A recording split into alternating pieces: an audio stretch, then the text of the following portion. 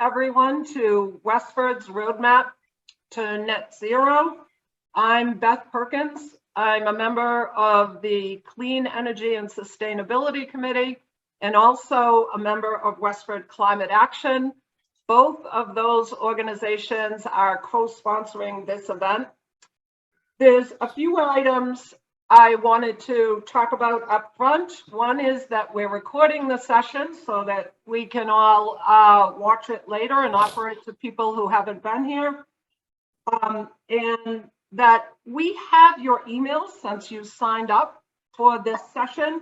And we plan to send you a link to the recording and a copy of the slides. And we can also include answers to any questions that we can't cover completely tonight.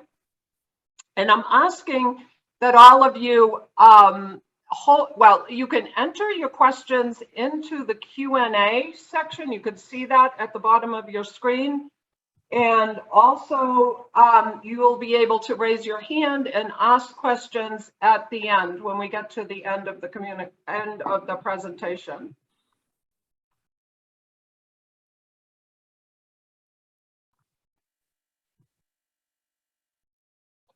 Okay, the agenda tonight is that Andrea Peraner-Sweet, who's the chairperson of Westford Select Board, is going to make an introduction. Mike Berlinski, chairperson of Clean Energy and Sustainability Committee, will be giving us some background. And then I will be taking us through the roadmap and we'll be finishing up with feedback and questions from the audience.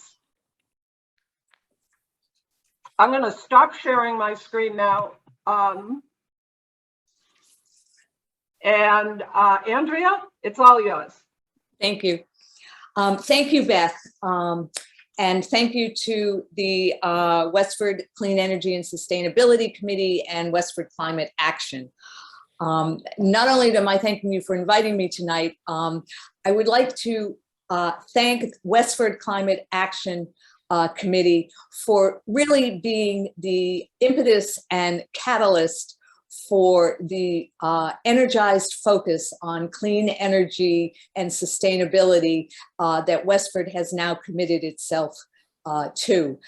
It was, as I recall, the summer of 2020 when Beth and Carol Morse and Lynn Cohen and I think a few other people asked to meet with me on the Common in Westford to talk about climate action and sustainability and what, if anything, Westford should or could be doing.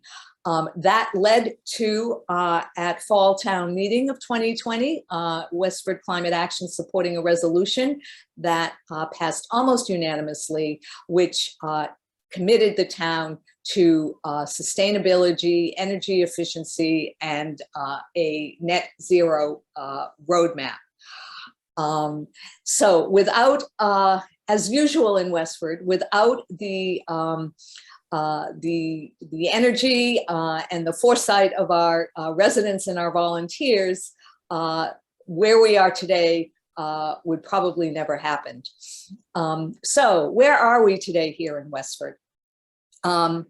Here in our small corner of the Commonwealth and of the world, over the last 2 years, Westford has made a dedicated and concerted commitment to addressing climate change and to encouraging sustainability here in the town.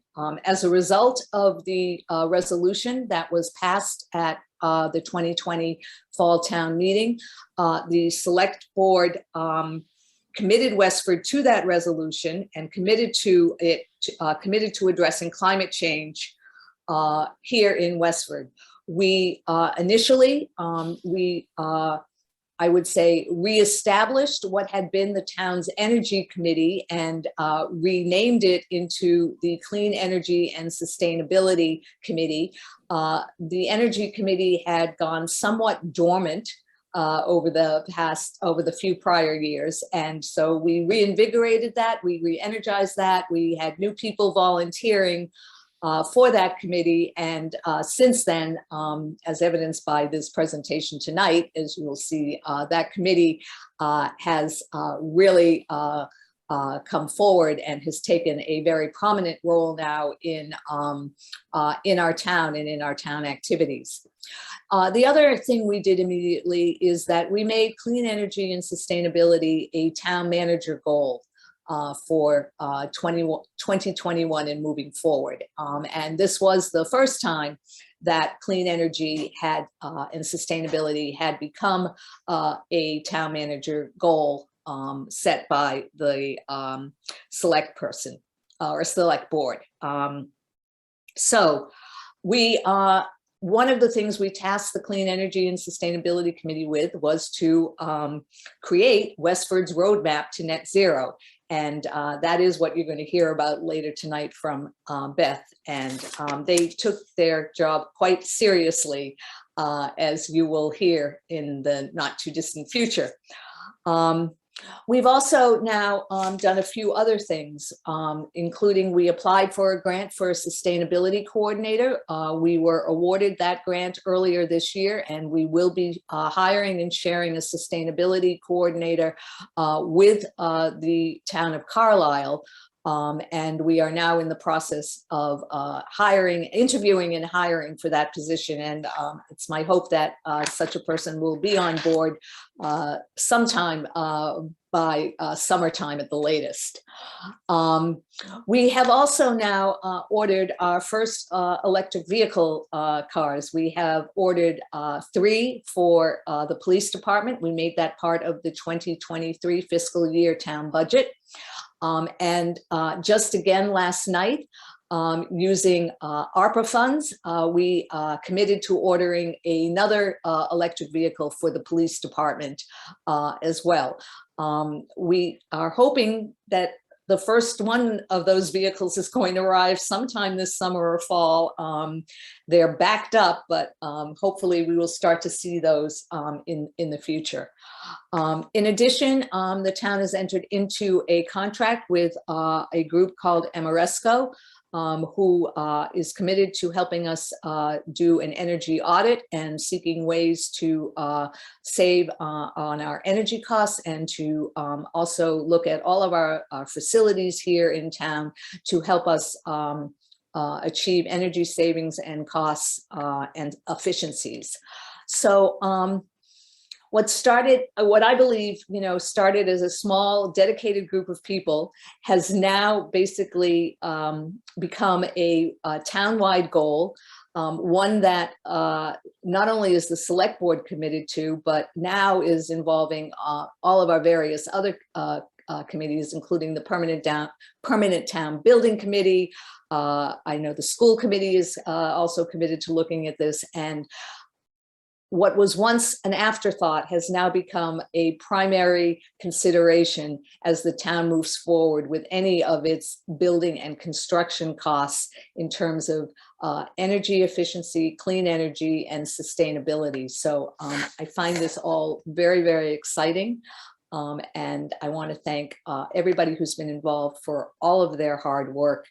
And I'm really looking forward to what comes out of the roadmap and where we go in the future. Climate change obviously affects the world. We can't change the world, but we can certainly start here in Westford and make changes here in Westford. So thank you all very much. Thank you, Andrea. Hi, Mike. There you go. Hi, Beth. Thank you. Beth, thank you, Andrea, so much for that. I'm Mike Berlinski, chair of the Clean Energy and Sustainability Committee. I first wanted to thank all the folks to help organize this event and for their support: Select Board, Westford Climate Action, Town Manager's Office, and Beth and the Roadmap Subcommittee. So thank you for your work for this one event, as well as for the whole process over the last year or so. So I've been on this committee for the last 7 years or so. I was on the Energy Committee, and then I stayed on when this became the Clean Energy and Sustainability Committee. We've been going for about a year now. I would say that we've been very busy. We've accomplished a lot. I've been very impressed and proud of all of our accomplishments. And I know Beth is going to talk about them in the presentation. I just want to share that I encourage folks to get engaged and become active, and personally to attend our committee meetings, and get active in other committee processes and other processes in town. So our committee meets about twice a month on Monday evenings. We have been meeting virtually, like other committees. They're open to the public. And so again, invite folks to attend our committee meetings, encourage folks to get active in town government by following committees, attending meetings, certainly attending town meeting, as there will be some important items up for discussion at town meeting going forward, and also to vote in elections. And we'll hear that message, as part of our roadmap. So that's my request to everyone. We welcome participation and feedback. And so looking forward to fielding questions and feedback on this webinar. Thank you. Thanks for your attention. Okay, Beth. Thank you, Mike.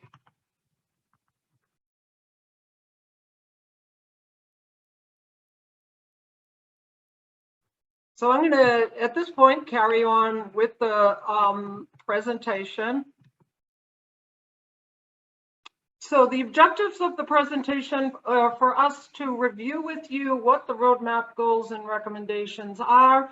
Very importantly, to gather your feedback, to answer your questions. If we, as I mentioned before, if we can't answer the questions tonight, we can get back to you later. The roadmap is an evolving document. So as our world changes, as our technologies change, we will be, over the next many years, modifying this document. So our next step, after we get feedback from all the committees we're talking to and community presentations like this, will be to look to the select board for an endorsement. Background, as Andrea explained, is the Westford Climate Action and many citizens in town brought a resolution to special town meeting in October of 2020, and they were asked, the resolution asked Westford, this is the complete text of the resolution. I'm just going to highlight a couple of things. It said that Westford needs to commit to take actions to promote clean energy and reduce fossil fuel use, and very importantly, that the select board would charge a task force, which was in the end the Clean Energy and Sustainability Committee, with coming up with specific strategies to achieve the state's limit of net zero greenhouse gas emissions by 2050. Net zero, for people who may not have heard the term before, really simply means that we're not putting more greenhouse gas emissions into the atmosphere than we're taking out.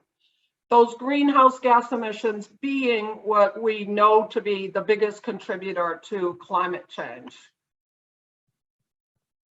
So other background of what was happening at the time is, I'm sure many of you remember the IPCC report of 2021, described as a code red for humanity.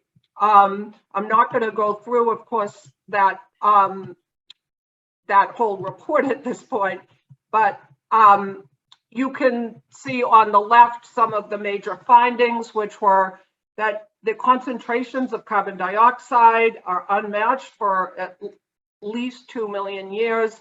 The last decade has been warmer than any period for over 125,000 years. And I think it's summed up well by Linda Mearns, a scientist who was part of the IPCC report, who said, I used to say when I was talking about climate change, that climate change is serious, certain, and soon, but this is no longer accurate. Now it is very serious, very certain, and now.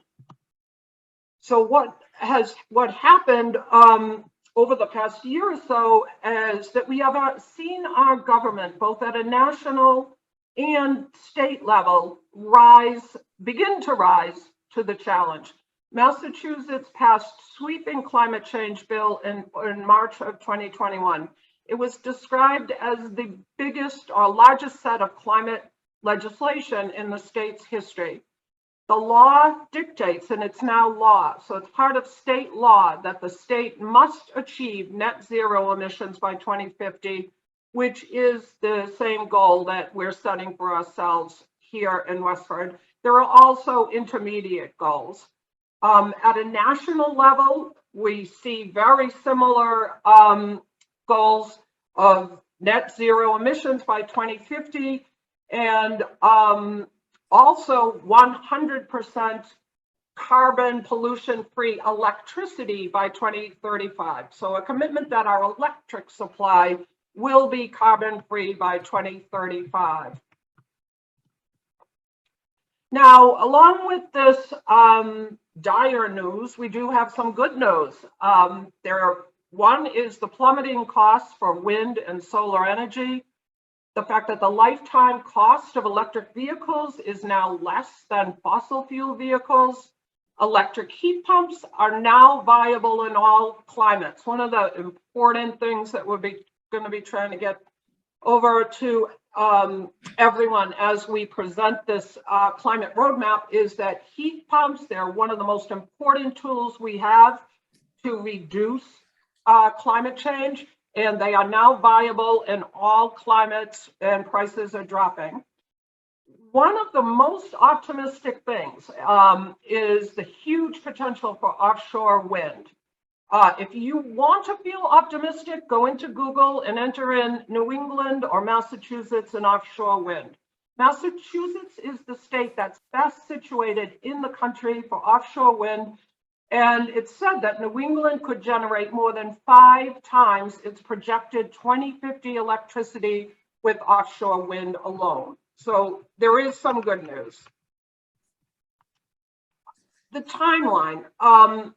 So we had the resolution in 2020, and then in February 2021, we formed the select board formed the Clean Energy and Sustainability Committee, charged them with development of the roadmap. The roadmap subcommittee was formed in April 2021. Not long after, in November, the roadmap version 1 was published. We're now in the roadmap community engagement phase, where we're speaking with all the different committees and boards and organizations in town and doing community presentations like this. Again, aiming for a select board endorsement in June. So first of all, I guess, what is a roadmap? A roadmap is a path we can take to significantly lower our greenhouse gas emissions. It provides specific recommendations and goals for residents, businesses, and town government. It's divided into 4 major areas: our buildings, our transportation, our electric supply, and natural resources. And this is a really important fact. It prioritizes the heavy hitters, the steps we can take to reduce the most greenhouse gas emissions. And you can read this. It's a document. It's available on the town's website. I have a link in the slide. I'm going to get these slides out to you, and you'll be able to read that document. Methodology. This is how did we go about doing this? We didn't do this in a vacuum. We didn't reinvent the wheel. We used the following roadmaps as a foundation. Very important one was the Massachusetts 2050 decarbonization roadmap, as well as the roadmaps by all these cities and towns and more. We looked at more than this. These are cities and towns who were 1 or 2 years ahead of us. Many of them had hired consultants to work with them, and they came out with net zero plans. Now, every town is different. Some of these towns have access to the MBTA. Many of them have extensive sidewalks and bike paths, so they could make recommendations that we couldn't really make here in Westford. Some of them are mostly residential. We have a large commercial and industrial sector in Westford. So we took the plans that others had done and we optimized them for Westford. We started with an inventory. If you want to make progress, if you want to attain a goal, you need to know where you begin. So we looked at where are greenhouse gas emissions coming from right here in Westford. And that was the data that would establish our baseline and allow us to prioritize our goals and strategies. We used a tool and methodology that was developed by the Metropolitan Area Planning Council and was used by many of those other cities and towns that I just showed you.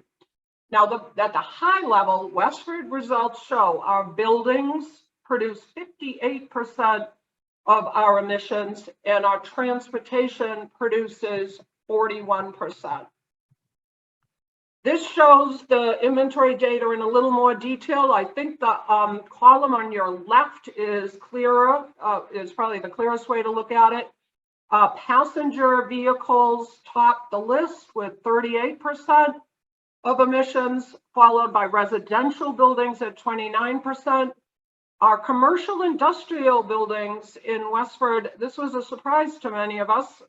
So many of us think of Westford as a residential community.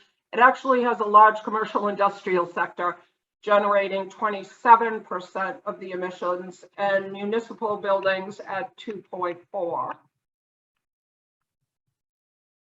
So these are the pillars of decarbonization. This is a chart that the state came up with, and it's a way of us kind of focusing in on what are the main areas that we need to tackle.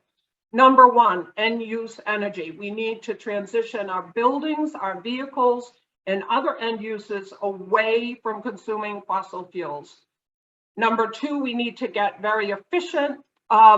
We need to aggressively pursue making sure our houses are airtight and insulated. We need to get those mass save energy audits.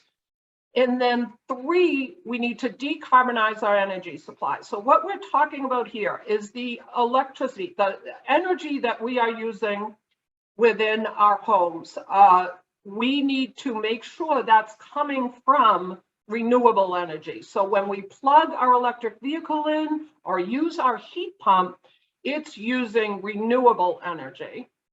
And carbon sequestration is important because no matter how wonderful a job we do on those first three pillars, we're never going to get rid of all our emissions. So we need our trees, grasses, and peat to sequester the carbon. So they would balance the remaining emissions. What I'm going to go through now are the highest priority goals and actions, because as I mentioned before, we're going with the big heavy hitters. So buildings are our largest source of emissions in Westford at 58%. We need to significantly improve energy efficiency. We need to electrify our heating. And this is where those heat pumps come in that I talked to you about earlier. Heating and cooling systems. Heat pumps are used for both heating, cooling, and heating water. And when those appliances and systems in our home need to be replaced, we need to consider an electric system. We need to change our building codes, zoning, and other bylaws to increase efficiency. And very importantly, advocate at a state level for new building codes, because that's where the building codes originate. We need to set clearly defined standards for new buildings and upgrades and retrofits of existing municipal buildings in our school system and our library. At the end of this slide, I just want to emphasize again that heat pumps work in the coldest climate.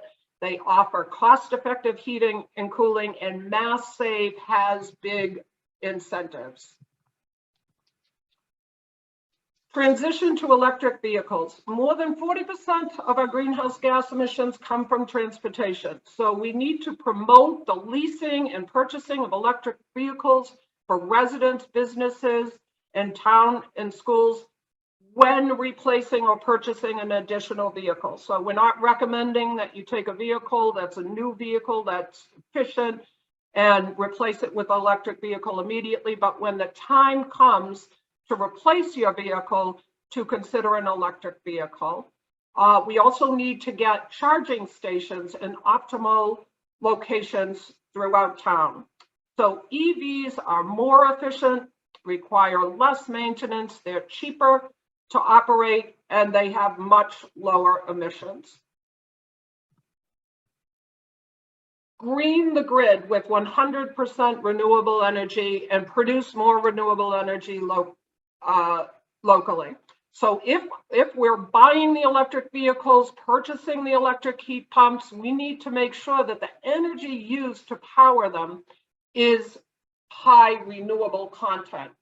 And I'm not sure if everyone here is aware, but the energy that comes into the home, almost all of your homes and small businesses, the energy here in town is not coming directly from National Grid. It's brought to your house by National Grid, but the source is what is named the Westford Power Options Program here in Westford. Westford has an aggregation contract that gets us electricity at a lower cost than National Grid, and it allows us as a town, our town management, to increase the renewable energy that's coming into all our homes and offer extra renewable options, which we are doing right now. Our Westford POP program offers 150% renewable options right now that you can upgrade to by going to the town website. We need to make sure also that our municipal electric supply, the electricity that goes to our municipal buildings, is high renewable content, and partner with residents, businesses, and town departments to facilitate the installation of rooftop and parking canopy solar arrays. We also need to partner with Westford businesses, nonprofits, and commercial landlords to determine the percentage of renewable energy in their contracts and set goals for renewables. Because remember, a high percentage of the greenhouse gas emissions in town come from our business sector. And then we need to preserve our town's natural resources, because emissions reduction alone won't get us to net zero. We have to preserve and enhance carbon sequestration. And an important point to remember here is the older the tree, the greater its potential to store carbon and slow climate change. So here are the major recommendations we have for residents: electrification, efficiency, and increased renewable energy. Number one, insulate and air seal your home. Get a free mass save energy audit. Switch to high efficiency heat pumps for heating, cooling, and domestic hot water when you're replacing your existing equipment or building new. Purchase a fully electric vehicle if possible, or a plug-in hybrid when replacing your vehicle. Power your home with renewable energy. That could come from a solar PV system on your roof, a community solar program that you purchase into, or, and this is very easy to do, by increasing the renewable energy in your electric contract through Westford Power Options Program, 50% and 100% options at a minimal additional cost. In town, we also need to increase our forested areas and preserve those older trees. And as Andrea and Mike suggested, we would love all of you to get engaged in your community. Join Westford Climate Action.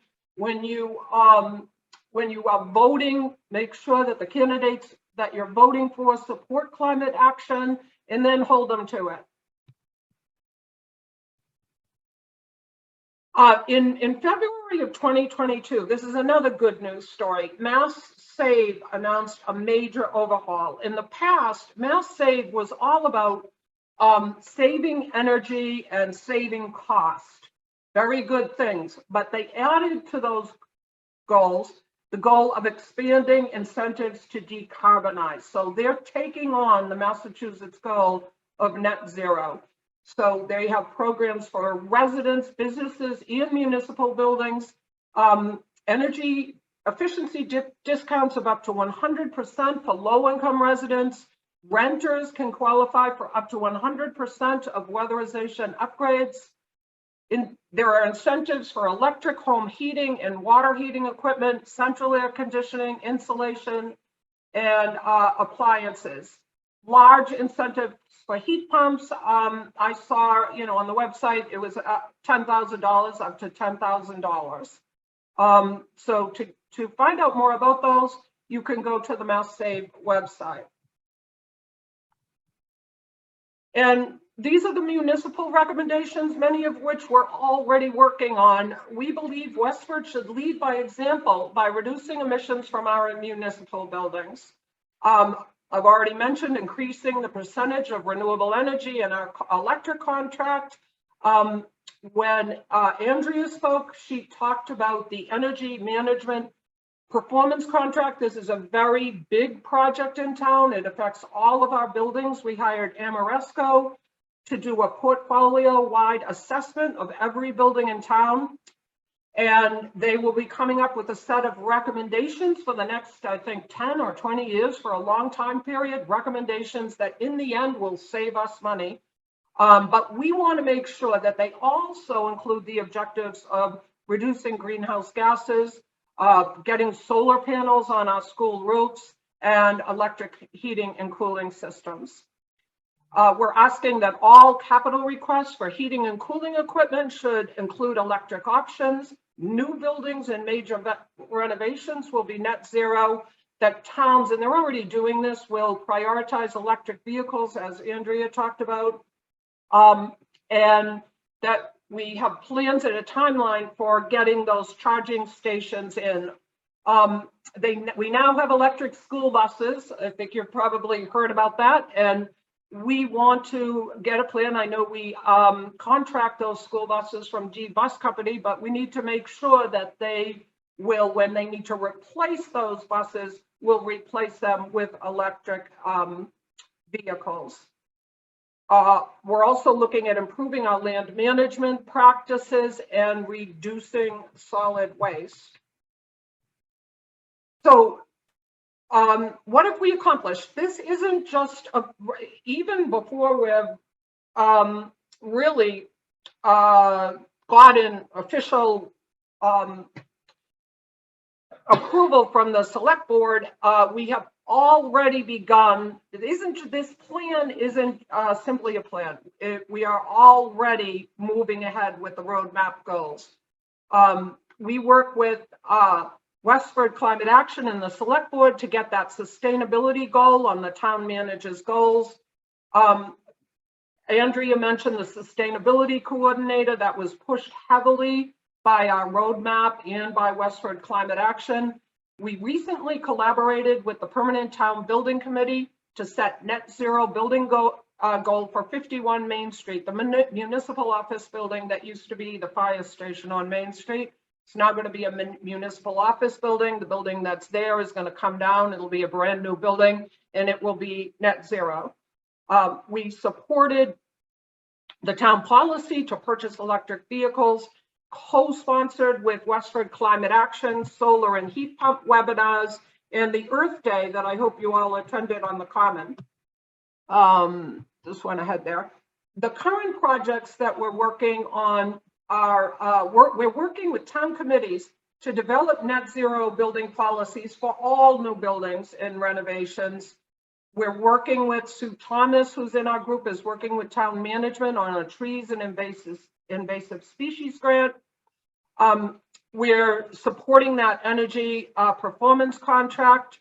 Tom Teller, who's a member of our group, is a member of the working group for recommendations for the new HVAC system for the Cameron Senior Center, and also working with the planning board on a plan to increase EV charging stations. So the takeaways, this is what I hope you'll all take away from this presentation, is the most important things that we need to do in town to reduce the greenhouse gas emissions is to drive electric, insulate our homes, and electrify our heating and cooling systems, decarbonize our electricity supply, and preserve our natural resources. And when you do all of these things, make sure you take full advantage of the generous government incentives that are out there right now. So now I think if anybody has questions, I hope you've entered them into the Q&A section. And you can raise your hand if you'd like to ask a question or give us feedback. Yeah, thanks, Beth. This is Mike. So we do have some questions in the Q&A, and I'll help moderate that. Thanks for that presentation. Before we get to the audience questions, and I do encourage them to keep coming, I did want to ask a basic one on behalf of audience members is, if I don't submit a question tonight, how can I ask a question or give other feedback on this roadmap? I will personally say that you can email me or anyone else, but Beth, can you give us a more explicit answer for folks curious, going forward, how to provide feedback on the roadmap? Well, I think the best way to do it would be, we will be getting back to, we have all the emails for everyone who attended this session. We're going to be emailing out a link to the recording and a copy of the slides. And we can certainly at that point give everybody email addresses that they can contact myself, you, if they have any additional questions that they'd like to ask. Yep, great. Thanks for that. And our emails are available on our committee website through the town website. So you can contact anyone on the committee, and we will make sure we direct your questions and your feedback to the appropriate people. Generally that's going to be the roadmap subcommittee who is continuing to work on the roadmap. But certainly we have different subject matter experts and folks who are covering different topics on our committee, and we may enlist their help to respond. So with that, I'll start turning to the— Mike, Yep. Can I interrupt you for 1 minute before you go to Q&A? I just want to add a couple of things to what Beth said, just so folks are aware. With respect to charging stations, we actually now have charging stations in town. There are EV charging stations located at Town Hall, at the Abbott School, and also at the Westford Academy. So I wanted folks to be aware of that. And I also wanted folks to be aware of it. Last night, the select board was presented with 3 options for the HVAC system at the Cameron Senior Center. And the select board voted unanimously to support the most energy efficient system at the Cameron, and while it will be coming to town meeting, to fund it through both ARPA funding and also through our capital budget. So I just wanted to point that out to people who are listening as well, that we continue to take these small steps to be to reach net zero. So thank you. Yeah, thanks, Andrea. Okay, I'll turn to the questions in the order, and I may give my own opinion, but also Beth, ask you and others to weigh in. So first is to maintain old trees. This is a comment. New development should be prevented from clear cutting with abandon and be more selective about the trees they cut. So this is an important point, talking about development and cutting trees or maintaining trees. And I remember this came up at the last town meeting around a housing development and a discussion around appropriate treatment of the trees in the area. So certainly this is an important topic for the town and the progress towards the town net zero goal. I will say that as Beth indicated, this is something that we is on our radar, and we are working on this. Beth, can you talk any more in terms of how this currently is addressed in the roadmap, or maybe in the future? No, I think you did a good job. We are continuing to provide more detailed guidelines on land management as it relates to trees and specifically old trees. Right, thank you. So I'd say a comment like this, we appreciate it. And our subcommittee and committee are working on ideas for policies, bylaws, regulations, other policies for a town to consider what makes sense to help guide the town towards the 2050 net zero goal. So something around new developments and something around tree management certainly may come up. And before we get there, right now, as Beth indicated, we're in the process of sharing the roadmap with different committees and departments in town. So forest committee, other land use management. So definitely our committee members are interacting with different groups, and certainly topics like this have come up and will come up. Okay, thanks for that. So the next is a comment. Mass Save does not offer direct incentives for heat pump water heaters. So I appreciate the comment talking about Mass Save. We mentioned there are incentives for residents and businesses. And this is distinguishing heat pump water heaters from heat pumps for air heating and cooling. So I don't have any more to say on this, but I do appreciate the distinction in terms of the different equipment and whether there's an incentive or not and the level of incentive. Beth, did you have anything else on this? Or I know we have Tom Teller, who is our committee expert on heat pumps. So maybe Tom can weigh in on this. But first, Beth. No, the other person I would look to would be Paul Morse, if he's in the audience. I know is an expert on water heaters, heat pump water heaters, and the incentives. No, I'm not sure. I know I looked up the incentives, and we provided a lot of information on the incentives for heat pumps, but no, we'll need to do some research on the incentives for the heat pump water heaters. Okay, Tom, can you share anything more on incentives, Mass Save incentives for heat pump water heaters? I can. Sheldon is correct that Mass Save does not offer direct incentives.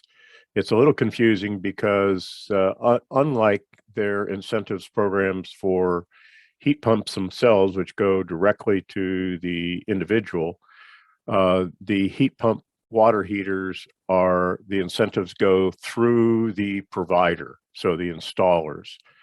So it's a slightly more cumbersome process, but those incentives are available through that. And the installers would be then adjusting their pricing to reflect those incentives. Okay, thanks for that. On that, I see that Paul Morse has raised his hand. I think this may be in relation to this, so I'm going to allow Paul Morse to talk. Paul, if you could unmute yourself and let us know if you have something for this specific topic. We would welcome your comments on this specific topic. Okay, Mike, good evening. Can you hear me? Yep. Okay, good. So we installed a air source hot water heater about 7 years ago, and we replaced an 80-gallon pure electric water heater with the heat pump, 50-gallon heat pump unit, and there were several tax credits. There was a state tax credit at the time and a federal tax credit at the time, but the biggest saving was in pure electricity. I reduced my overall household electricity by about 30%. I had not realized how much electricity I was using to hold an 80-gallon tank at 120 degrees. And so just the pure switch from resistance electric heating to heat pump saved me 30%, about $400 a year. With the combination of those incentives for this tax credits and the savings, the payback interval was about 3 or 4 years for the heat pump itself. So it was a very wise decision back early on in 2014 when I embarked on my own journey for achieving net zero. Great, thanks for that, Paul. And I'll just mention again that we are trying to facilitate the information sharing across residents and other folks. So I know there have been some webinars. I've attended some great ones organized by Westford Climate Action on heat pumps. They've brought in residents who have installed heat pumps in their homes, as well as organizations. I know Heat Smart Alliance is one that has been mentioned that has information. And so these webinars that have been organized locally, as well as state and national organizations, have information and can help people get information and make decisions. So that is a service that our committee is trying to do. So thanks for the comment and thanks for the additional information on that. Okay, I'll go to the next comment. The federal government is giving a 26% tax credit for solar and geothermal systems, maybe other renewable energy technologies as well. And it steps down to 22% next year. So the comment adds the time to get in on solar, geothermal, renewable energy systems is now. So that's a good point that things like the federal investment tax credit for these renewable energy systems has in the past and currently will step down over time. The same goes for some state incentives. I know because I work in the field that the state solar program has a declining incentive. So once a certain either time passes, like the federal incentive, or a certain a number of systems gets deployed, then these incentives will step down. So generally it is better to get in sooner than later. I don't believe that is the case for the mass save incentives, and maybe Beth or Tom can confirm that. But it's important to know, and so you can ask and find out, is there a benefit to acting sooner than later, this year than next year? But that is a good point. Appreciate that especially at the federal level, the tax credit for renewable systems steps down year over year. Now, it is possible that there will be federal legislation passed that'll change that, but for now, that is the case. So I definitely encourage folks to start exploring that, try and find out what's going on. Certainly, vendors, installers will be able to share some of that information, but in cases it may be declining over time. Tom or Beth, can you talk about mass save incentives, and do they also decline over time, or are they fixed for a certain period? I believe they are fixed. They are indeed fixed. And I would note the commenter on that noted the federal tax credits for solar and geothermal, and that's true. But it's also important to note that the incentives from Mass Save for heat pump systems, a whole house installation is $10,000 for an air source heat pump, then that increases to $15,000 for geothermal or ground source heat pumps.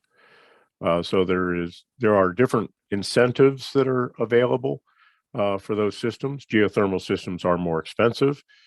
There are greater incentives, and they are less expensive to operate. They are more efficient to operate than air source heat pumps.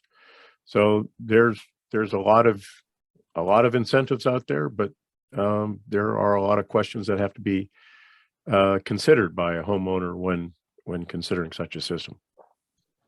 Great, thanks for that, Tom. Okay, I have a question here. What % of residential electricity, I think in town, is provided by homeowners' solar systems? And the comment is, it's better to have a roadmap if you know where you are starting from. So appreciate the question and the comment.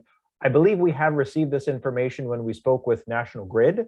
We did have representatives from National Grid present to our committee sometime last year. So that meeting, I don't remember the date, and I don't remember the data point, but I believe they did share at least maybe a number of systems, maybe a total capacity, like in kilowatts or megawatts. So I think that data is publicly available. I don't know what it is. I think there's a good amount of solar installed in town, but certainly that does, it will impact how close the town is to net zero. And I do agree that is an important parameter for us to be tracking as we go forward. And certainly, as Beth indicated, we're going to be measuring how we do on our goal, and it's going to include how much energy we use, what type of energy it is, as well as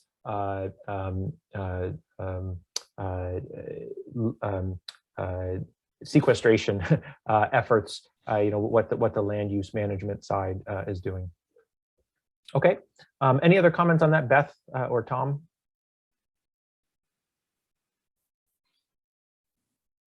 Okay, so a comment, some guiding estimates on home improvements would be helpful. Like how far does the $10,000 heat pump incentive from Mass Save go to redoing the full HVAC system on an average size house? And the comment that this was a good presentation. So thanks for that. So appreciate that comment. We'll take that into account, and we can try to make some more information available on our website, as well as point people to different resources.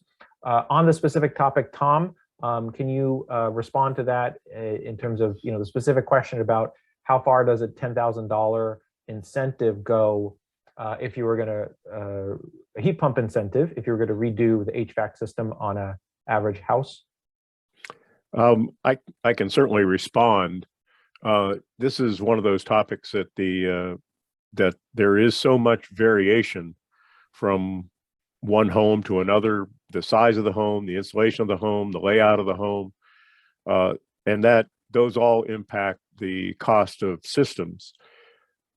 I think just as a rough order of magnitude, in my experience in dealing with heat pump systems, if a homeowner was eligible for a $10,000 rebate, they would probably find that would offset on the order of 1/3, slightly more of the cost of the installation of the system. So in other words, the typical systems that I'm seeing that have been installed in the last year have ranged from the low 20,000s to up to about a maximum of about 30,000. Okay, thanks for that, Tom. Okay, have a question about the roadmaps plans. What are the roadmaps plans directions for industry, corporations, businesses, churches in town? What are the town's efforts to include the above segments in making tangible and significant changes in this area? So thanks for the question. I hope Beth made it clear that the town climate resolution includes residents and businesses in town, as well as municipal government. And our committee, I'll share, is charged to focus on all those segments, not only municipal government and school buildings, but also to help residents and businesses. So it's definitely part of the roadmap because it's part of the town goal, and it's also part of our committee charge. Beth, can you maybe answer some more specifics about what the roadmap says or the plans to address non-residential sectors in town? Right. So one of what I can talk about is what some of the cities and towns around us that are a little further ahead than we are working on their roadmaps, like believe the city of Boston and Cambridge at this point are requiring, and I think they set a criteria for their larger businesses, that those businesses now have to report on their energy use to the city. So they need to report on how much energy they're using, where they're getting that energy, how much of it is renewable. And the cities and towns have done that because they feel like getting that data from them is one of the first steps that needs to be taken before we can try and incentivize them to change. But I will say that working with the businesses is probably one of the more challenging sectors for us to deal with. So we are making presentations during this section where we're going out and meeting with organizations and boards and so on in town. We're meeting with the Westford Business Association and the Rotary and these organizations to just talk to them and find out, what kind of programs do they have? So many businesses already have net zero or sustainability plans. And one of the things I challenge everybody in town to do is, because most of us work for businesses, is to ask those businesses what their sustainability plan is, make sure they have them, and, make sure it's aggressive. But we are looking, as a first step of getting reporting on the energy use of the individual businesses. Yeah, definitely. I think getting information, getting data is important. You'll see that that sector is included in our inventory, our greenhouse gas inventory, which was based on some data and some estimates that we use through the MAPC tool. So and we saw that was a big segment of the greenhouse gas emissions baseline. So certainly that's an important segment. And as Beth said, we're working on it. We're working towards there. As you have heard, we have made the most progress with municipal government and school buildings. That is the easiest to sort of work with for now, but certainly again, it's in our scope and we're working towards that. I'll give an example working with the business community is we had a presentation from Mass Development, and they told us about a program that they've launched across the state for businesses in a city or town to make an energy efficiency or clean energy upgrade at no upfront cost. And this is something that like 50 cities and towns in Massachusetts have adopted, and it's potential for Westford to adopt this. So this is a program that directly targets the business community in town, and it's something that we're working through that process. So certainly, our committee has been engaged in examples like that, but you've heard we've had some more accomplishments to date with our municipal government buildings and processes so far. So thanks for that.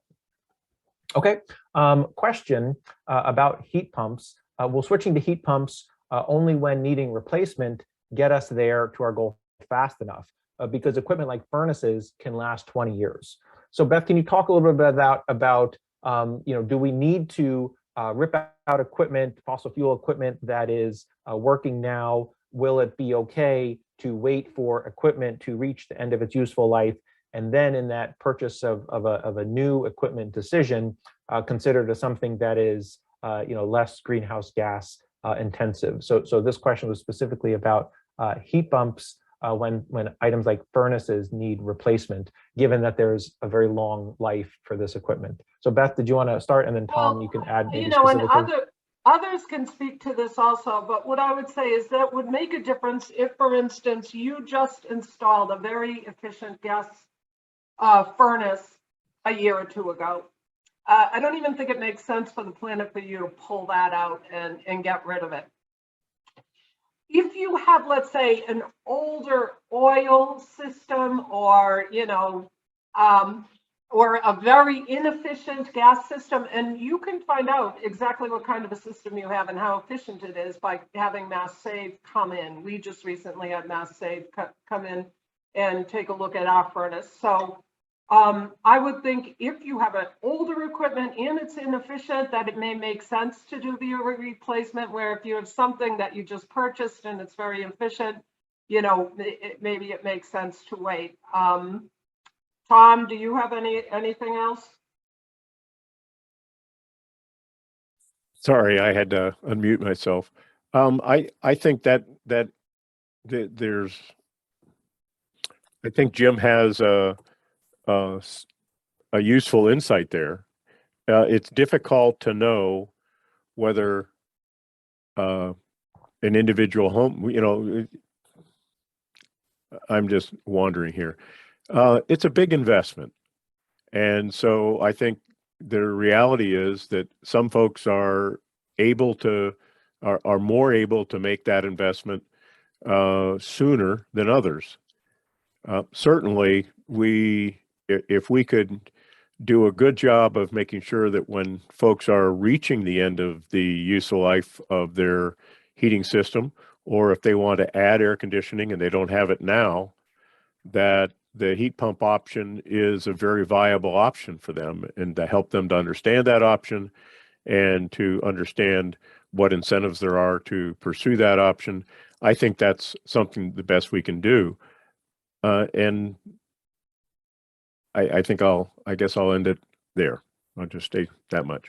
Right. And I would also sort of want to focus back on the question of, will this action or will not taking this action get us there fast enough? And that's an important question. I think something that we'll take into account as we work forward. So far, we've really taken the first step. As Beth said, this is the first version of the roadmap. We've established a baseline. We certainly need more work to say what is needed to get us there. So that is our main focus of guiding the town towards its goal for net zero by 2050. So that is a long ways away. However, as you said, purchasing decisions, have a long time impact. So definitely we want to be addressing questions like this. We don't have an answer right now, but certainly we're going to be working on answers to that question so we can inform the decision making for residents as well as our government. When anyone encounters a decision of, do I replace, do I wait? And if I replace, what do I replace it with? So thank you for that. Okay, question. Are there any incentives that the town of Westford may give to homeowners to promote green energy conversion, such as permit fee waivers or enhanced permitting processes? So appreciate the question about what are some of the incentives that the town has or may have, because we've talked about some incentives at the state level and at the federal level. So I can't think of anything, nothing comes to mind immediately for me. So I don't know if Beth or Tom, or maybe even Andrea, if you know, are there any examples now, or can you think of any examples that may be, because it's certainly something that our committee will want to consider. Beth, first, anything?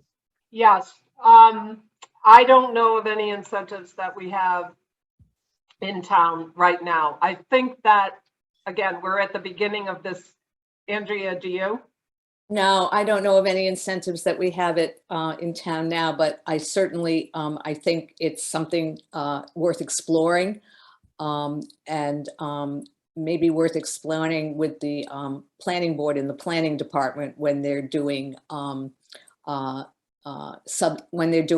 site plan or subdivision review with developers who come before them. Okay, thanks. I do see that Paul Morse has his hand up. Paul, did you want to comment on this specific topic about town incentives? Well, the one I'd point out is that the state has passed a law that says that if you install solar on your house, it doesn't add to your property value for 20 years. So it's not taxable in that sense from a property tax standpoint. Okay, thanks for that. So something, even though that, by the way, that the realtor community would tell you that the price increase because of putting on solar is significant, and it basically would return the value of the installation itself. But the state just doesn't allow you to assess valuation in terms of property tax for installing a solar system. Yep. Okay. No, so we're not aware of any town incentives, but that is a good point. And I think Beth will take an action item, at some point to look for other towns to see if they have done this. And again, as Beth said, we've looked at other town climate roadmaps to see what their recommendations are. So I'm not sure if any were included in there, but that is a good idea, and we'll definitely be on the lookout for that. Okay, a recommendation here: consider creating a town-wide online dashboard to track key parameters and metrics to monitor progress towards this net zero goal. Dashboard should be routinely updated and made available to all, maybe via the town website. So appreciate this recommendation. We do acknowledge that having tracking parameters, identifying and tracking parameters, making information available to all is important, and such a dashboard I think makes sense. I think we have some small dashboards or parameters that we're tracking within our committee and we're discussing. For example, how many folks are involved in the Westford POP program and get their electricity through the municipal aggregation, and then how many have opted up to the 50% or 100% level. So that's an important parameter that we discuss occasionally. Occasionally, you'll see Green Energy Consumers Alliance or Good Energy or Constellation, the provider of that program, share that data publicly. But that's one example of a parameter that we have been tracking occasionally. But certainly, I think as we update the roadmap and look to inform decision making, I think we're going to need data to do that. So thanks for that comment. Okay, and then there's a comment of thank you. So thanks for that. That's all the submitted questions. We'll maybe just wait another minute or two to see if there's any other comments or questions. I'm not seeing any right now. Again, if you or anyone else has any other comments or questions at another time, feel free to contact any of us on the committee, and we can share it and get it addressed. And I just want to mention again that we are collecting comments, questions on the roadmap and working, considering it as we work to revise and then publish another version of the roadmap.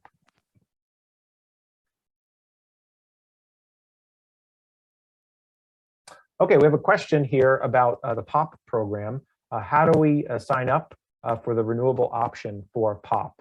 So I will just, and Tom, I'll let you add, but there is a default level of a certain amount of renewable energy in the electricity content for POP participants. And then someone can choose to opt down to a lower level or opt up to a higher level. So maybe the first question, maybe Tom, you can address is how do we make sure we're in POP, or how do we get into POP? And then how do we choose a higher renewable energy level in POP? So Tom, I know you're coordinating this effort for our committee. So can you take that? Certainly. The how to enroll in POP on the town website under our committee is a pull down called the Electrical Aggregation Program. That's the really Westford POP is cooler, but the name of the program is the Electricity Aggregation Program. And if you click on that, then it will take you to more information about the Westford POP program, and also a fillable form that you can use to sign up. And when you put that information in, it includes the opportunity for you to select which level, which option in the Power Options program you wish to enroll. And that information then goes to Good Energy, the town consultant who is managing that program for us. And eventually it will go to National Grid for action. How can you know that you're signed up, or at what level? Well, when you get your electric bill from National Grid, we're a National Grid territory, the entire town. If you look at your bill on the first page, there's a lot of general information and also itemization of the charges that National Grid makes for delivery services. National Grid owns all the infrastructure that brings power to our homes, and they charge us and many other subcharges according to these state tariffs for delivering that power to our homes. On the second page is a section that is the supply services. And in that section, you will see who you are actually purchasing your power from. It may be National Grid, it may be another program, and there are some other programs out there. If you are enrolled in Westford POP, then in the supply services, you will see that the electricity is being supplied by Constellation New Energy. That is the source for our electric power. And then when you do that, it will also show the rate. And so you can look at the rate and compare that to the published rates for the POP program. And for example, if you were intending to sign up for 100% renewables, you should see in that section that you're being charged 13.695 cents per kilowatt hour. I think it's actually stated as $0.13695 per kilowatt hour. And then you can know where you're at what level that you're signed up. You can add Westford Pop or drop out of Westford Pop or change levels in Westford Pop at any time during the contract, which expires in December of 23. I will note that your electricity bill lags a month. So the bill that you get reflects electricity charges for the month prior, and it takes about a month for these effects to show up. So if you signed up today, you probably won't see that evidence on your electric bill for another 60 days or so. You can also contact Constellation New Energy and they can help you directly, and the phone number would be found on your bill when it does appear on your bill. And I think there's also information on the town's website. Yeah, thanks for that, Tom. I think that's what I did when I wanted to opt up, is I went to this website and I filled out the information, I submitted it, and then I know I called to confirm it after a while, and then, you know, as you said, after maybe a couple months, it was in effect. So thanks for that, Tom. And I'll note that Jerry DeBello, who's also on our committee, mentioned you can select electric aggregation on the landing page of the town website, westfordma.gov. So I know there's a couple different ways to get there through the town website. Our committee website has a link. So these pages will get you to page with information about the aggregation program, which we call POP, and you can enroll or change enrollment levels. So thanks for that. Okay, I think that's all I see for questions and comments. I see the time. I think we can wrap here. Thank you again for your attention. And Beth, any final comments? Well, we will be sending out that follow-up with the link to the recording, the slides, and when I send that out, I'll also send you a link directly to the Westford POP program. Great. Thank you. Okay, this concludes our webinar. Thank you very much for your attention. Thank you.